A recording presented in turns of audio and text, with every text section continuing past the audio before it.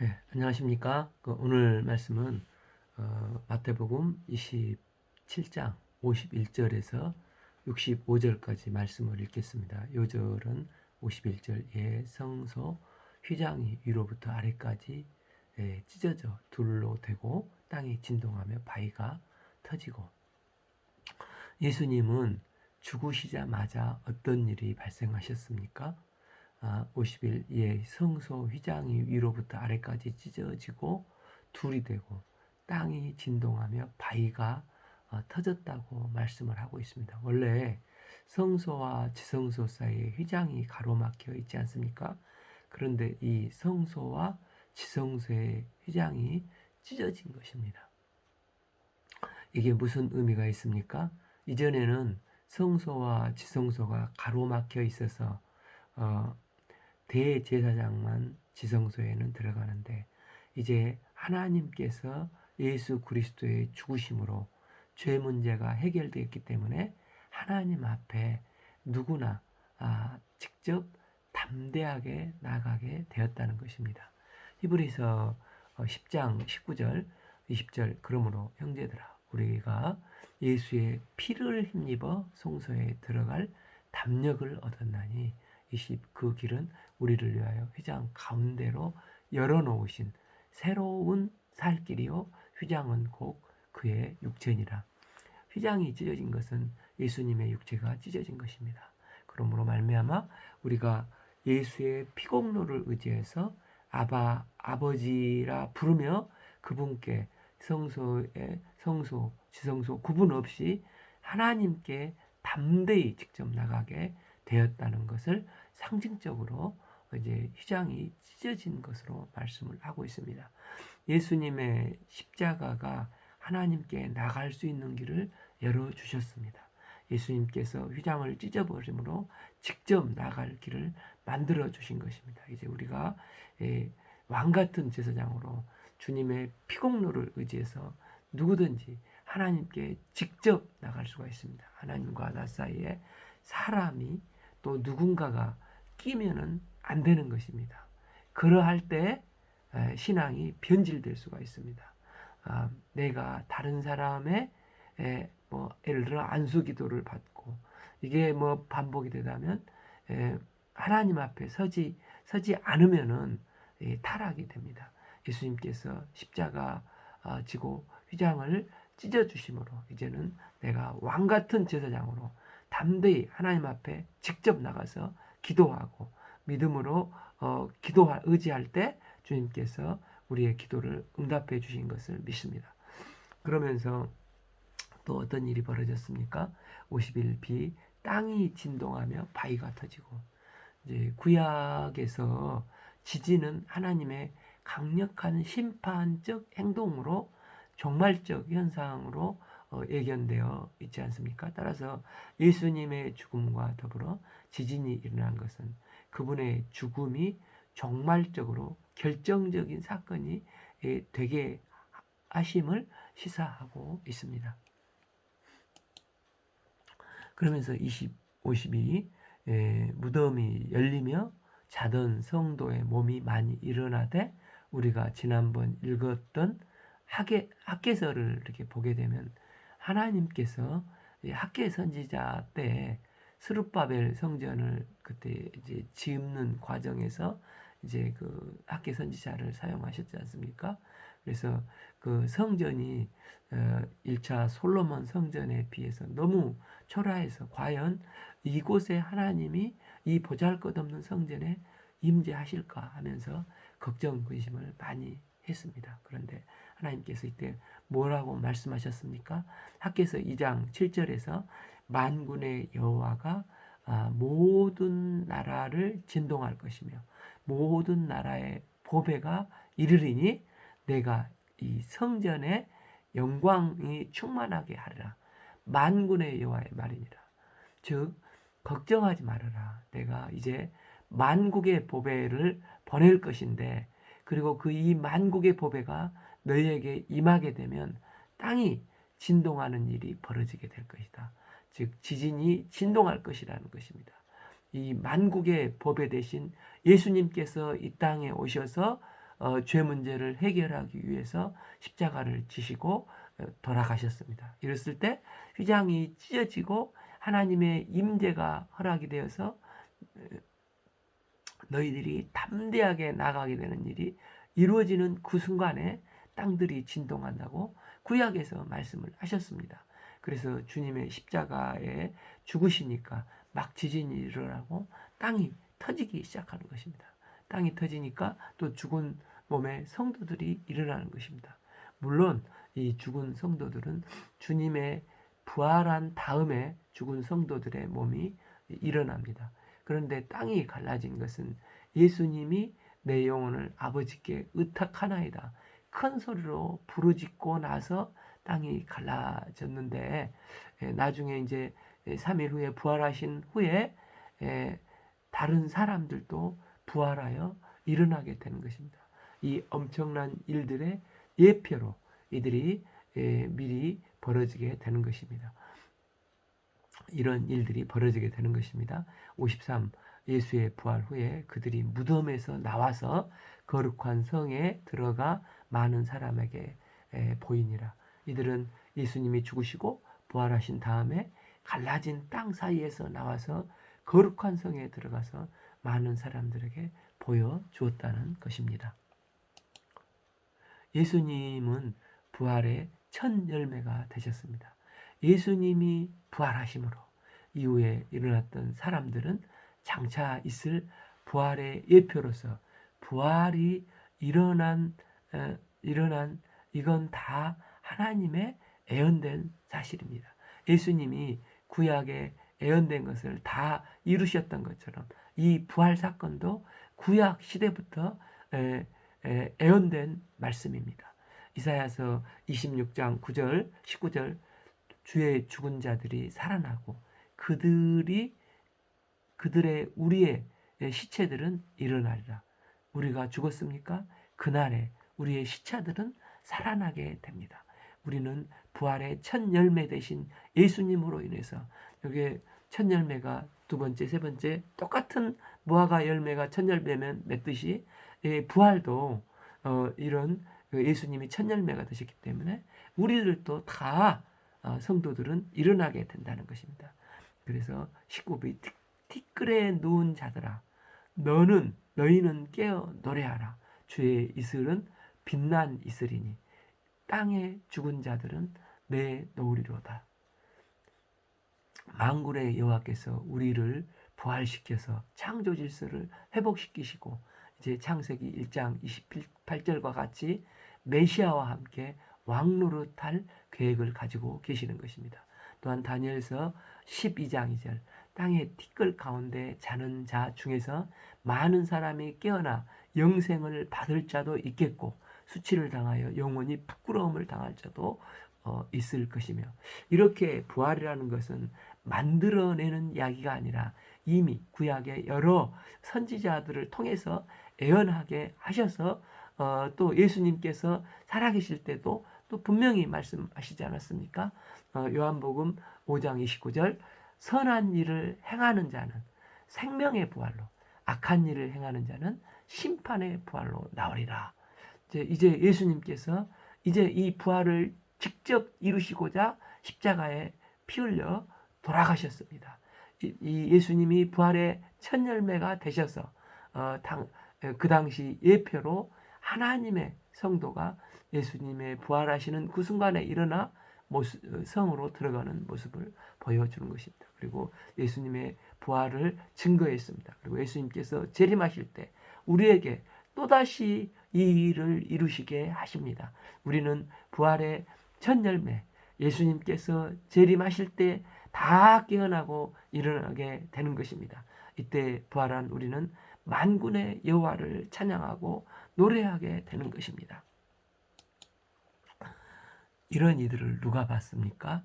54 백부장과 및 함께 예수를 지키던 자들이 지진과 그 일어난 일들을 보고 심히 두려워하여 이르되 이는 진실로 하나님의 아들이로다 하였더라. 이들은 사실 네가 유대인의 왕이냐 하고 조롱하고 희롱했던 자들인데 십자가 현장에서 함께 이 모든 과정을 지켜보면서 와, 저분이 진실로 하나님의 아들이었구나라고 고백을 하게 되는 것입니다. 유대인들이 개만도 못하게 여기는 이방인들은 있는 모습 그대로 바라보고 이분이 하나님의 아들이신 것을 영접을 했습니다. 반면에 예수님 곁에 있는 성경 박사들이요, 선민이라고 하는 종교 지도자들이나 유대인의 구경꾼들은 어떻게든지 주님을 조롱하고 끝까지 주님을 죽이고 이거 하자 하는 역설적인 현상이 벌어지고 있는 것입니다. 이 일로 이방인의 때가 열리기 시작합니다. 이 십자가의 사건으로 동해에서 서쪽에서 만방의 복음이 증거됩니다. 십자가의 사건으로 이방인에게 복음을 증거하라는 명령이 선포되기 시작합니다. 55. 예수를 섬기며 갈릴리로부터 따라온 많은 여자가 거기 있어 멀리서 바라보고 있으니, 지금 예수님의 십자가에 못 박혀 죽으시는 순간까지 십자가에 있는 사람들은 누가 있었습니까? 예수님을 따르던 제자들은 다 도망가고 그 중에 하나 그 요한이 있었고, 여인들과 함께 주님이 죽으시는 현장까지 이 끝까지 있는 사람들은 이 여인들이었습니다. 56. 그 중에 이제 7 귀신 들렸던 막달라 마리아와 또 야고보와 요셉의 어머니 마리아와 또 세베대의 아들의 어머니도 있더라. 예수님의 죽음과 장사 부활을 함께 목격하고 증언하고 할 수 있는 직접적인 증인들은 갈릴리에서부터 예수님을 줄곧 수행하며 섬겼던 바로 이 여인들이었습니다. 이 여인들이 없었다면 십자가의 죽으심과 장사 사건이 자칫 공백으로 남을 수 있었을 건데, 직접적 연속적으로 목격한 이 증인들에 의해서 기록이 되어진 것입니다. 초대교회 복음의 증인들은 힘있고 권세 있는 자들이 보다도 비록 사회에서 인정받지 못하는 별 볼 일 없는 사람들이지만 주님의 은혜에 감격해서 주님을 사랑하고 빛도 없이 이름도 없이 헌신한 이 주님의 증인들로 복음을 증거할 때 놀라운 일들이 일어났습니다. 이들의 증언으로 말미암아 이 땅의 복음이 확장되고 땅 끝까지 나아가게 되는 계기가 되는 것입니다. 우리들도 벌 볼 일 없는 사람들이지만 이 땅 위에서 지금 내가 서 있는 곳이 땅끝이라고 생각하고 주님을 사랑하고 증언할 수 있는 십자가와 부활의 증인들이 될 수 있기를 기도합니다. 57. 저물 때에 아리마대 부자 요셉이라는 사람이 왔으니 그도 예수의 제자라. 이게 저물었다는 것은 이제 곧 안식일이 시작되기 전이었다는 것입니다. 이때 아리마대 요셉이라는 사람이 왔는데 57b. 그도 예수의 제자라. 그야말로 꼴찌로 예수님의 제자가 된 사람입니다. 그런데 이 사람은 부자라는 것입니다. 마가복음 15장을 보면 그는 사내들인 공회원으로 예수님 예루살렘 근교에 무덤을 소유하고 있었는데, 이는 보통 사람이 아닌 상당한 부를 가지고 있는 사람만이 그렇게 할 수 있다고 합니다. 이 아리마대 요셉이 예수님을 위해서 무덤을 제공을 한 것입니다. 물론 아리마대 요셉은 처형당하신 예수님을 저렇게 십자가에 매달린 채 방치된 상태로 유월절을 보내지 않겠다 하는 좋은 않게 해야 되겠다 이런 좋은 마음으로 무덤을 제공을 했지만 내가 구약 말씀을 이루어야 되겠다 하는 마음은 없었을 것입니다. 그런데 이사야서 5장 53장에서 그는 강포를 행하지 아니하였고 그의 입에서 거짓이 없었으나 그의 무덤에 악인들과 함께 있었으며 그가 죽은 후에 부자와 함께 있었도다. 이 말씀이 있는 것을 볼 때 이것도 하나님의 계획과 하나님의 예정하심으로 있었던 것을 보게 됩니다. 그는 의도치 않았지만 그도 이미 이 구속 역사에 쓰임받는 삶이 된 것입니다. 십자가에 못 박혀 죽으신 예수님을 무덤에 장사 지내는 것은 상당히 이례적인 일이라고 합니다. 로마 풍습에 따르면 매장하지 않고 죽을 때까지, 심지어 새들이 와서 다 뜯어 먹을 때까지 십자가에 그대로 방치되는 경우도 많다고 합니다. 그런데 힘 있는 사내들인 공의원, 그것도 자기 무덤을 내놓고 예수님을 매장한 일은 거의 있을 수가 없는 일인데, 이런 일이 발생된 것은 구약의 애언 때문에 만군의 여호와 열심히 이 일을 이루신 것입니다. 58. 이 빌라도에게 가서 예수의 시체를 달라 하니 이에 빌라도가 내주라 명령하거늘. 이게 진짜 쉽지가 않습니다. 그가 공회원으로 지위를 박탈당할 위기, 또 지위가 박탈될 뿐만 아니라 그렇게 되면 출교까지 당할 수가 있습니다. 70명의 공회원은 다 지금 예수님을 죽인 이 종교 지도자들, 사두개인, 바리새인들이지 않습니까? 그 사이에 이런 일을 했다는 것은 얼마나 그 위험을 감수해야겠습니까? 그는 출교에 이기까지 각오를 해야 했습니다. 그러니까 우리가 뭐 옳고 그른 것을 말하는 게 아니고, 가수 유승준, 스티브 유가 그 소송을 몇 번 걸면서도 어떻게 하든지 막 국내에 들어오려고 하는데 들어오지 못하고, 그것으로 얼마나 고통스러운 것을 우리가 많이 봤지 않습니까? 이처럼 고국에 입출국만 못해도 괴로워하는데 출교가 되면은 모든 게 끊어져 버립니다. 이걸 통해 알 수 있는 게, 가난한 사람들만 예수님을 잘 믿고 그런 게 아니라 이 사람은 부자요 강한 사람입니다. 그러나 이 사람도 예수님을 제대로 믿고 있었다는 것입니다. 언제부터입니까? 십자가 앞에서 모든 것을 포기할 각오가 있을 때, 이런 사람도 제대로 예수님을 믿는 제자가 되었다는 것입니다. 이를 볼 때 언제 믿음이 검증이 됩니까? 손해보는 상황에서, 위기 상황에서도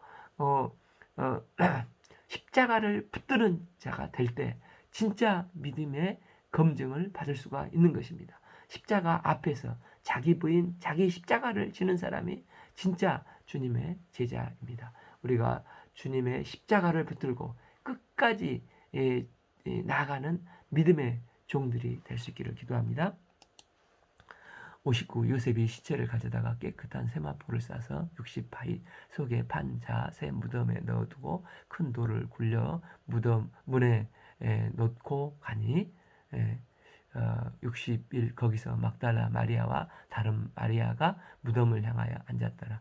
이 아리마대 요셉이 예수님을 무덤에다 장사 지낸 것까지 끝까지 이 여인들이 지켜 보았다는 것을 증언하고 있고, 이 여인들이 있었기 때문에 십자가 사건, 예수님이 묻힌 장례 사건, 이런 것들을 다 기록할 수가 있었습니다. 62. 그 이튿날 준비일 다음 날이라, 6월절 양 잡는 날 다음 날 안식일입니다. 62b. 대제사장들과 바리새인들이 함께 빌라도에게 모여 이르되, 이들이 어떤 음모를 꾸미고 있습니까? 63. 주여, 저 속이는 자가 살아있을 때 말하되 내가 사흘 후에 다시 살아나니라 한 것은 우리를 기억하노니. 64. 그러므로 명령하여 그 무덤을 사흘까지 굳게 지키게 하소서. 그의 제자들이 와서 시체를 도둑질하여 가서 백성들에게 말하되, 그가 죽은 자 가운데서 살아났다 하면 후에 속임이 전보다 더 클까 하나이다니. 예수님의 죽음과 장사와 부활 사건에서 경비병들은 마태복음에서만 나타나는데, 이 독특한 단락들로 마태복음에 있어서 이들이 굉장히 중요한 역할을 합니다. 어떻게 무덤을 지키는 경비병들이 세워지게 되었나, 이 과정이 기록되어 있습니다. 65. 빌라도가 이르되 너희가 경비병이 있으니 가서 힘대로 굳게 지키라 하거늘. 66. 그들이 경비병과 함께 가서 돌을 임봉하고 무덤을 굳게 지키니라. 힘없는 여인들은 이 과정들을 다 보는 증인들이 되었습니다. 지금 소위 종교 지도자들은 예수님의 부활 사건을 어떻게 해서든지 막아보려고 거짓으로 만드는 일에 선봉이 되고 있습니다. 아무리 성경 박사라고 해도 하나님의 크신 은혜로 영적인 눈이 뜨이지 않으면 오히려 성경을 왜곡하고 주님의 복음의 방해꾼, 장애물이 되는 것을 보게 됩니다.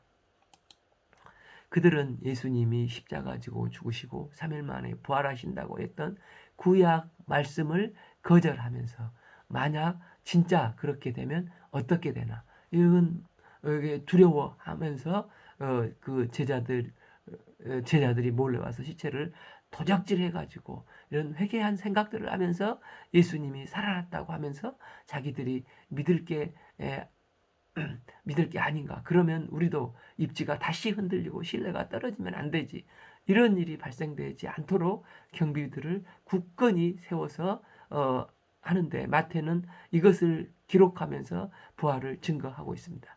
아마 마태는 그 초대 교회에서 베드로가 주로 그 로마에서 주의 복음을 증거할 때 그도 그를 도와서 복음을 증거하면서 굉장히 교회 지도자로서의 중요한 역할을 많이 한 것 같습니다. 그래서 로마에서는 마태를 중심으로 한 기독교 공동체가 있었는데 이 기독교 공동체, 이 마태 공동체 속에서 예수님을 증거하면서 어린 양들에게 이 부활을 증거하면서 그 상황을 정확하게 기록한 내용들이 필요했던 것입니다. 그래서 니네 로마 군인들이 이렇게 무덤을 철통같이 지키고 있었는데 예수님은 부활하셨음을 증거하고 있습니다. 그래서 27장 57절에서 61절은 예수님의 죽음과 장사를 기록하고 있고 뒤에 28장 16절에서 20절은 완전히 반대되는 사건으로 죽음이 아니라 예수님이 살아나심을 또 장사가 아니라 예수님의 통치가 앞뒤로 이제 대칭이 되어서 이 대차 구조로 기록되고 있습니다.